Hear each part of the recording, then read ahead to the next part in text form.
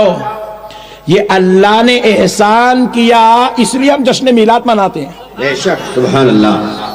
لوگاں پوچھو جشن میلاد کا کیوں مناتے ہیں؟ یہ اتنی لائٹنگ لگانا کہاں ہے، یہ جلسے کرنا کہاں ہے، اتنے پیسے خرچہ کرنا کہاں ہے؟ کہیں بھی نہیں ہے۔ اس کے عقیدے کے مطابق، ہمارے عقیدے کے مطابق تو سینکڑوں حدیثیں، سینکڑوں روایات صحابہ کی پوری زندگی بھری پڑی ہے۔ مگر دوستو، اس نے ایک عقیدہ بنایا کہ جشن میلاد منانا کہاں ہے۔ تو میں پوچھا اگر خدا نہ خواستہ تیرے عقیدے کے مطابق کہیں بھی نہیں ہے تو نہیں کرتا کیا؟ تو بولے نہیں، میں جو صحابہ نے کیا میں وہی کرتا ہوں، جو صحابہ نہیں کیے وہ میں نہیں کرتا۔ تو میں بولا اپنی بات پہ قائم رہنا،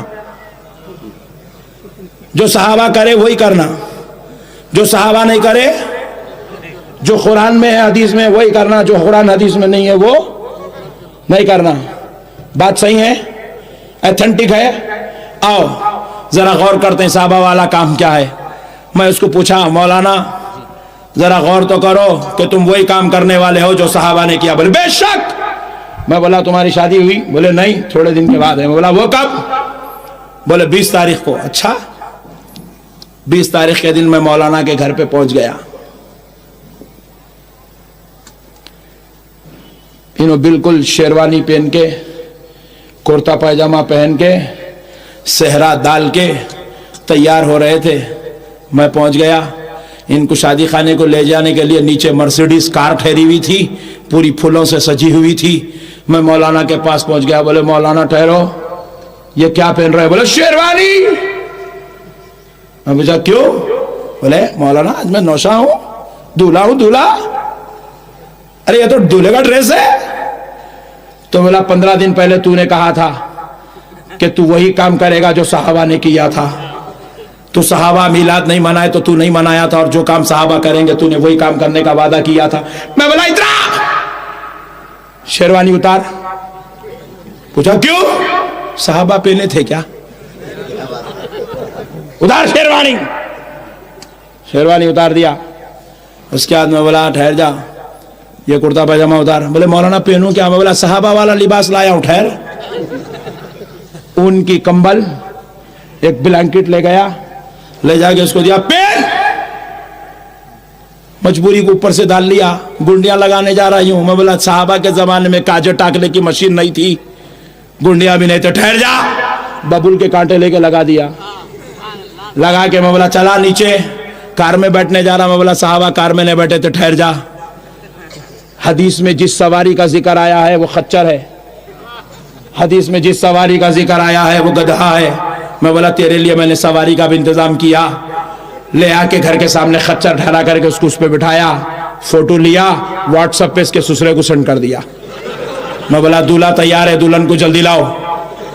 بولے مولانا میں ایسے کو اپنی بیٹی نہیں دیتا، انہیں تو آدھا پاگل نہیں پورا پاگل نظر آ رہا ہے۔ ذرا غور تو کرو مسلمانوں، اپنی شادی میں عیاشی کر لیا، قرآن حدیث یاد نہیں آئی، جوڑے کی رقم میں ساس سے بٹوا لے لیا، صحابہ یاد نہیں آئے، غریب بچی کے باپ سے اپنی شادی میں 500 لوگوں کو کھانا کھلایا، نہ قرآن یاد آئی نہ حدیث یاد آئی، لاکھوں روپے کا پلینوں میں ٹرینوں میں سفر کیا، جا کے امریکہ سے چندہ جمع کر کے لایا، نہ صحابہ یاد آئے نہ قرآن یاد آئی نہ حدیث۔ اپنی مسجدوں میں اے سی لگا کے ٹھنڈک میں سجدے کرتا، ویلویٹ کی بہترین جانماز بچھا کے سجدے کرتا، عالیشان جو ہے ممبر اور محراب بنا کے نماز پڑھتا، نہ صحابہ یاد آئے نہ قرآن یاد آئی نہ حدیث۔ ارے میرے مصطفیٰ کا میلاد کیا لگا؟ 1-4 دن لائٹ کیا لگ جاتی ہے، ایک جلسہ کیا منعقد ہوتا ہے؟ ظالمو، یہ تمہاری کیسی غیرت ایمانی ہے کہ تم اس آقا کا جس کا کلمہ پڑھتے ہو اس کی میلاد کو قرآن سے پوچھتے ہو؟ یہ تمہارا قرآن حدیث سے سوال کرنا امت کی ہدایت کے لیے نہیں ہے، یہ تمہارے کافر ہونے کی نشانی ہے، گمراہ ہونے کی نشانی ہے، دوزخی ہونے کی نشانی ہے، اولاد یزید و شیطان فرعون و نمرود ہونے کی نشانی ہے۔ ارے قرآن حدیث یاد کرنا ہے تو اپنے گھر میں بیٹھ کے یاد کرنا، اور ایک مسئلہ بولے اتنے لاکھوں روپے لگا کے جلسے کرنا, لائٹا لگانا, یہ اسٹیجوں کو سجانا, پورے رائے پور کو دلہن کی طرح سجا دینا, یہ کون سی عقل مندی ہے؟ اتنا پیسہ خرچہ کرنے کے بجائے غریب بچی کی شادی کرتے تو اچھا تھا.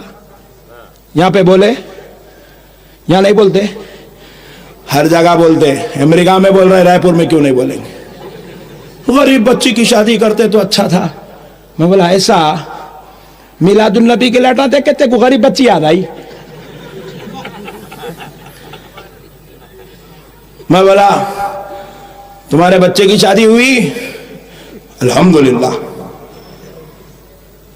کہاں کرے؟ شادی خانے میں. کتنے لوگ آئے تھے؟ 1000. کتنا خرچہ ہوا؟ 4 لاکھ. میں بولا کتنے بڑے ظالم ہو تم, 4 لاکھ روپے آپ نے کالے بیٹے کے ولیمے میں خرچہ کر دیے. نافرمان بیٹے کے اوپر اتنا خرچہ کر دیا. 1000 لوگوں کی دعوت کیا. کیا صاحب آپ نے ولیمے میں 1000 لوگوں کو بلائے تھے؟ کیا قرآن میں کئی ذکر ہے 1000 لوگوں کا ولیمہ کیا جائے؟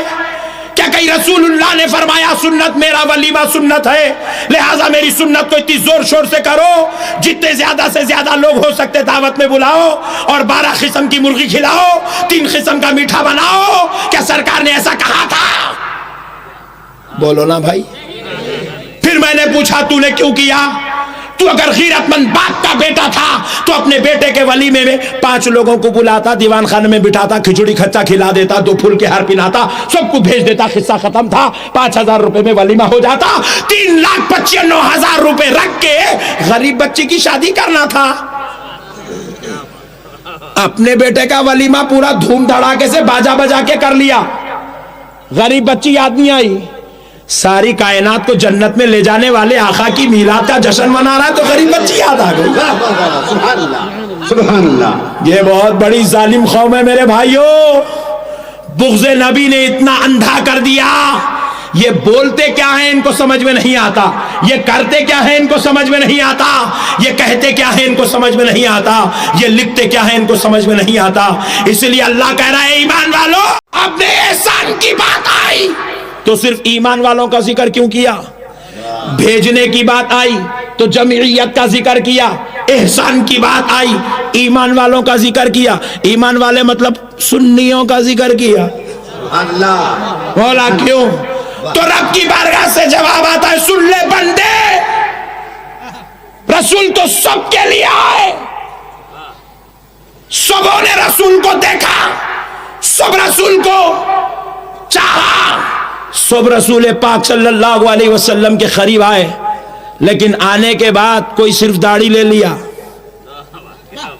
کسی نے صرف اخلاق لے لیا, کسی نے صرف ان کے 63 سالہ کردار کو دیکھا, کسی نے صرف ان کے مقام کو دیکھا, کسی نے ان کو اپنے جیسا سمجھا, کسی نے کچھ سمجھا تو کسی نے کچھ سمجھا.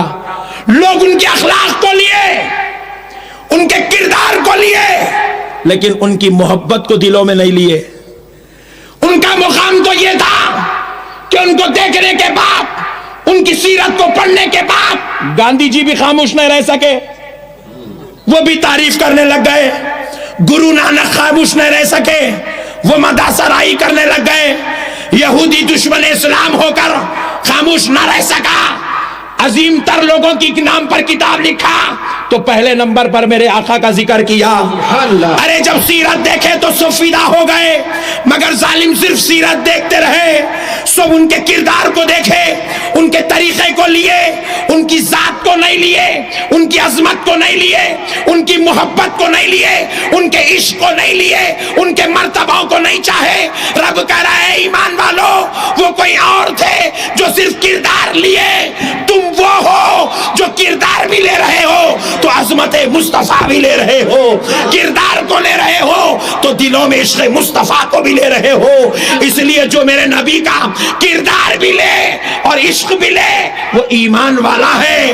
اسی لیے میں کہہ رہا ہوں کہ میں نے ایمان والوں پر احسان کیا کہ اپنا رسول ان کے بیچ بھیج دیا ہے. سبحان اللہ, سبحان اللہ. نبی صرف ان کے طریقے کو لے لینے کے لیے آستے نہیں آئے. کئی لوگ 7 मुट्ठी दाढ़ी छोड़ रहे हैं। सुन्नत। मैं पूछा किसकी? सुन्नत बोले तो तरीका किसका? नबी का तो नहीं हो सकता। नहीं हुआ क्या, हमारे हैदराबाद में मेरे घर की रजिस्ट्री कराने रजिस्ट्रेशन और रजिस्ट्रार के पास पहुंचा, रजिस्ट्रेशन ऑफिस, तो एक साहब काउंटर पे बैठे हुए, सब रजिस्ट्रार है। मैंने कहा अस्सलाम वालेकुम, मुंडी उठाए वालेकुम अस्सलाम। मैं देखा तो डर गया। मैं बोला ये क्या है? कॉलर लगा के दाढ़ी अंदर डाल ली। मैं पूछा ये क्या है? बोले मौलाना दाढ़ी है। तो फिर अंदर काई को? तो बोले नहीं बहुत बड़ी है। तो बोला कहा जरा निकालो तो सही। तो यूं हाथ डाल के यूं निकालो तो यहां तक आई। मैं परेशान होकर पूछा तो फिर है तो अंदर काई को डाले? तो बोले नहीं मौलाना लोग देख के डर जाते। तो मैं बोला बेवकूफ सुन ले, जिसको देखकर लोग डर जाए वो सुन्नत मुस्तफा नहीं हो सकती। जिसको देख के कलमा पढ़ ले वो सुन्नत मुस्तफा होती है।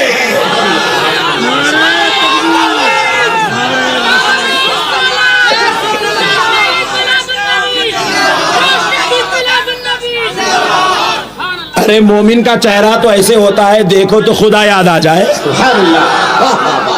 ईमान वालों की अलामत यह है कि देखने वाला फिदा हो जाए। ईमान वाले को अपना चेहरा छुपाने की जरूरत नहीं पड़ती, गद्दारों को छुपाने की जरूरत पड़ती है, बागियों को छुपाने की जरूरत पड़ती है, चोरों को छुपाने की जरूरत पड़ती है। और सुन्नत में बोला किसकी? सुन ले, तूने जो दाढ़ी छोड़ी है वो नबी की सुन्नत नहीं। सुन्नत जरूर है मगर नबी की नहीं, यहूदी की। तू यहूदियों की सुन्नत पे अमल करता है। मेरे प्यारे भाइयों, मैंने उससे कहा सुनो रजिस्ट्रार साहब, अगर तुम अपनी दाढ़ी पर फख्र करते हो, मैं तुम्हारे शहर का रहने वाला हूं, मेरा घर का नंबर अब तुम ही देने वाले हो। जब भी तुम्हें एक दलील मिल जाए मेरे घर पे जरूर आना और मुझसे मुलाकात करना। अगर दलील तुम सही तरीके से हदीस के हवाले से ला लिए, मैं भी तुम्हारे जैसा दाढ़ी छोड़ने को तैयार हूं। 10 साल हो गया अब तक नहीं आया। मैं बोला क्या हदीस? बुखारी की जरूरत नहीं है, कहां से लाता ला ले। एक हदीस लेके आ कि रसूल अल्लाह की दाढ़ी इतनी बड़ी थी, या 1.5 लाख सहाबा में किसी सहाबी की दाढ़ी इतनी बड़ी थी, या किसी ताबई की दाढ़ी इतनी बड़ी थी। तू चलते फिरते उठते बैठते जिस इमाम बुखारी का नाम लेता है, या वो इमाम बुखारी की दाढ़ी इतनी बड़ी थी। एक हदीस ला ले, एक रिवायत ला ले, एक हिकायत ला ले, मैं मानने को तैयार हूं। अब तक नहीं आया मेरे भाई। हौला बना रहे कौम को, भोले भाले मुसलमानों के ईमान को बेच रहे, खरीद रहे हैं। अल्लाह और उसके रसूल का वास्ता है, रायपुर के मुसलमान भाइयों, इन जालिमों की बातों में फंसकर अपने ईमान को बर्बाद मत करो। अल्लाह कह रहा है मैंने ईमान वालों पर एहसान किया कि उनके बीच अपना रसूल भेज दिया है। अब प्यारे बुजुर्ग और दोस्तों जरा गौर तो करें, कुर्बान जाए आकाए नामदार मदनी ताजदार अलैहिस्सलातु वस्सलाम की अजमत के। अल्लाह रब्बुल इज्जत ने हमारे दरमियान अपने रसूल को भेजा तो क्या कह रहा है? मन्नल्लाह, अल्लाह ने एहसान किया। क्या किया भाई? जरा जोर से, एहसान किया। देखो, जब आप पर कोई एहसान हो जाए तो आप क्या करते हैं? शुक्र अदा करते हैं। नहीं भाई, शुक्र अदा करते हैं। क्यों? फॉर एग्जाम्पल, मिसाल के तौर पर आप रास्ते से निकले, पैदल हो या गाड़ी पे हो, सामने एक गड्ढा है, आपकी आंखों से छूट गया और आप उसमें पैर रखने ही वाले या टायर उतरने ही वाला था, बाजू से किसी ने आवाज दे दी, भाई क्या कर रहे हो? क्या मौत के मुंह में गिरना चाहते हो? ठहरो, या गड्ढा पड़ा है। जैसे ही आप देखे और रुक गए, अल्लाह का शुक्र है, अल्लाह तेरा शुक्र है कि मेरी हड्डी टूटने वाली थी, बच गई। क्या भाई? जब कोई मुसीबत से बचाता है, उस बचाने का नाम एहसान है, उस बचाने का नाम एहसान है। हमने पूछा मौला, आपने नबी को भेजकर कहा कि हमने तुम पर एहसान किया, ये कौन सा एहसान है जो नबी के आने से हम गुनाहगारों पर हुआ? तो रब्बे करीम कहता है पलट कर देखो, जब ये मुस्तफा नहीं आए थे तो सब जुल्म के गंदे गड़े में गिरे हुए थे। तुम्हारे पास गंदगियां थी, तुम्हारे पास जाहिलियत थी, तुम्हारे पास गंदे काम थे, तुम दोज़ख में जाने वाले थे। آمینہ کا لال کیا پیدا ہو گیا؟ تمہیں ہاتھ پکڑ پکڑ کے دوزخ سے نکال کے جنت میں ڈال رہا ہے۔ تم بت پرستی کرنے والے تھے، آمینہ کا لال کیا پیدا ہو گیا؟ تمہیں بت پرستی سے چھڑا کر خدا پرستی سے جوڑ رہا ہے۔ آمینہ کا لال کیا پیدا ہو گیا؟